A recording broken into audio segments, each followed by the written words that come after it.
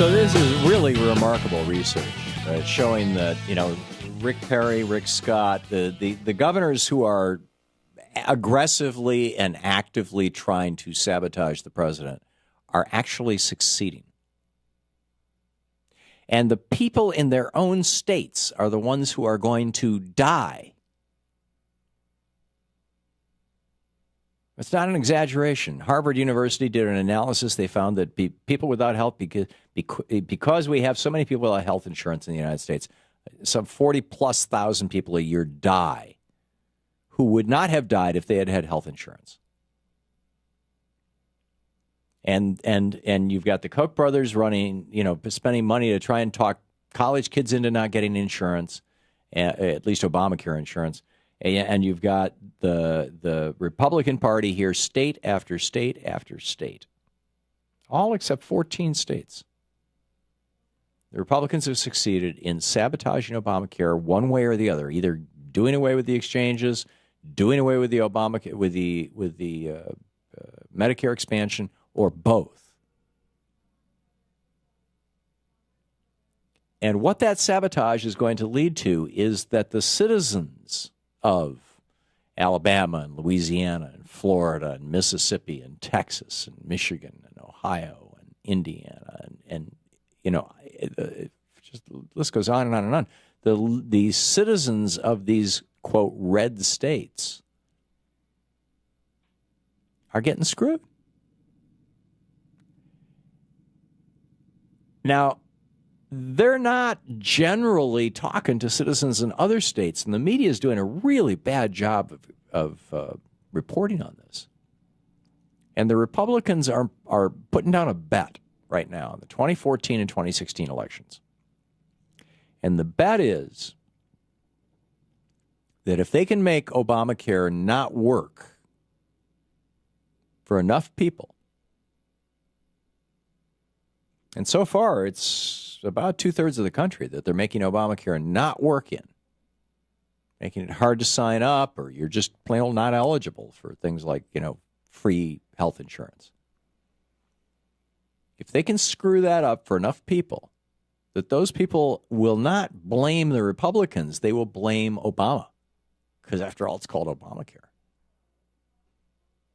I mean, it's actually called the Affordable Care Act, as you and I both know. And this is a totally political strategy. If the goal of the Republican Party and the wealthy, by and large, white males who run it was to make sure that Americans were insured and had protection against illness or accident, they would be doing something instead of just sabotage. If the goal of the Republicans was, there actually was a time in this country, 1972, there was a time in this country when the goal of the Republican Party via its president, Richard Nixon, was to insure every American in the country. And to do it through the health insurance companies, which in most states were nonprofit organizations, but at least they were private independent organizations, so it wasn't government insurance, right? And Richard Nixon rolled out a program which was pretty much identical to Obamacare,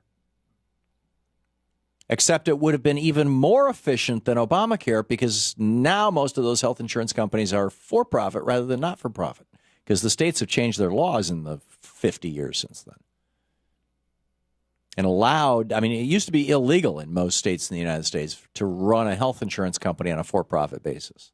Because it was just this, it's sort of thing, what, you're going to make a profit off people being sick? That doesn't make any sense. If you're going to run a health insurance company, if the goal of the health insurance company is to make sure that when somebody gets sick, they get their bills paid, why would you want to put the reverse incentive of people not getting their bills paid, but the company making a profit? That makes no sense. So when Nixon rolled this out in 72, it would have been actually better than Obamacare. And you can go back and watch the old, there's a great YouTube of it floating around there. It's like about a 4-minute report by CBS News that compares the Nixon program with Ted Kennedy's basically single-payer program.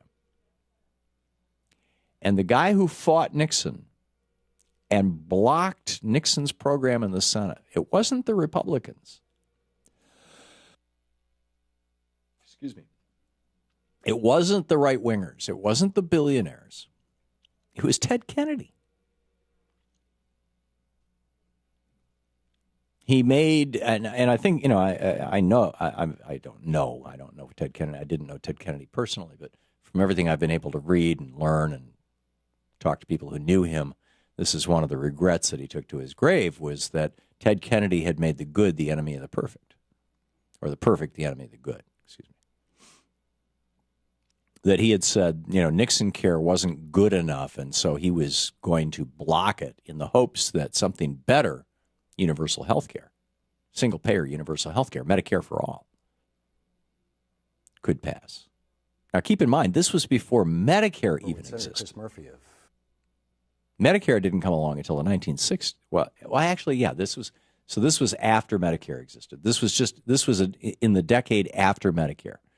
So Kennedy wanted to expand Medicare to include everybody, basically, and Nixon was saying, no, we'll do this thing where everybody has to sign up with the health insurance companies. We'll provide some subsidies. So here we have Republicans who at one time actually did want everyone to have insurance, now saying, no, let's screw people. Let's hurt people. Let's have people die so that they or their relatives, their survivors, will blame Obama. You're listening to the Thom Hartmann Program. Call 866-987-THOM. And their big hope is that you're not paying attention. That's what the whole thing depends on.